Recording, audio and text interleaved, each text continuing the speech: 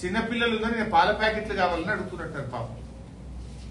చిన్నపిల్లలు ఏడుస్తున్నారు, పాలు లేవు, మంచినీళ్ళు లేవు అని అడిగితే లాఠీలతో పోలీసులతోని కొట్టిస్తా ఉంది ఈ ప్రభుత్వం. ఇదా ప్రజాపాలన అంటే? వరద బాధితులను లాఠీ చార్జ్ చేయడమే ప్రజాపాలన?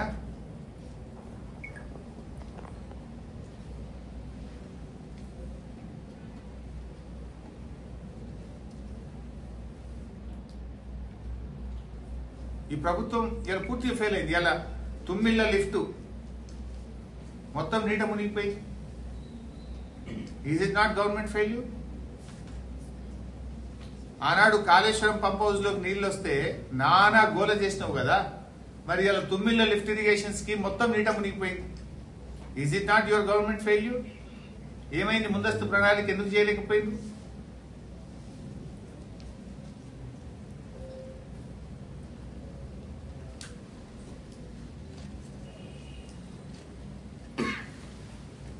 బీఆర్ఎస్ పార్టీ తరఫున కూడా పెద్ద ఎత్తున సహాయక చర్యలు కూడా చేపడతాం. ఏ కుటుంబాలైతే నష్టపోయినాయో వాళ్ళకు నిత్యావసర వస్తువులు కానీ, బట్టలు కానీ అన్ని రకాలుగా సహాయక చర్యలు చేస్తాం.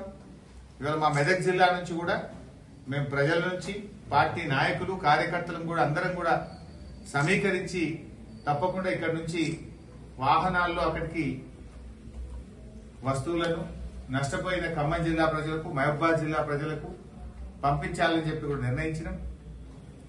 మెదక్ గాని, దుబ్బాక్ గాని, సిద్దిపేట గాని, గజ్వేల్ గాని, నర్సాపూర్ గాని, మెదక్ జిల్లా మొత్తం పాత మెదక్ జిల్లా నుంచి మేము సేకరించి మరి పెద్ద ఎత్తున విరాళాలు సేకరిస్తాం. మా పార్టీ నాయకులు మేము కాంట్రిబ్యూట్ చేస్తాం, మా కార్యకర్తలు కాంట్రిబ్యూట్ చేస్తారు. మేమందరం కలిసి వరద బాధిత కుటుంబాలని ఆదుకోవాలని చెప్పి కూడా పార్టీ పక్షాన మేము నిర్ణయం తీసుకున్నాం.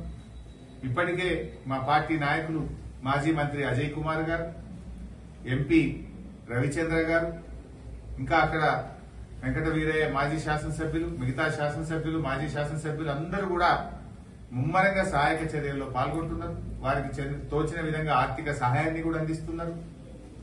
తప్పకుండా బీఆర్ఎస్ పార్టీ ఇతోధికంగా మా శాయశక్తుల వారికి సహాయ సహకారాలు అందిస్తాం. ఆ కుటుంబాలను కాపాడుకునే ప్రయత్నం చేస్తాం. కానీ ప్రభుత్వం ఈరోజు తమ ఫెయిల్యూర్ ను, ప్రజల ఆగ్రహాన్ని ప్రతిపక్షాల మీదకి మళ్లిస్తున్నారు. ప్రజలు తిడుతున్నది మిమ్మల్ని, బుద్ధి తెచ్చుకోండి, వాళ్ళకి సాయం చేయండి. మీరు మమ్మల్ని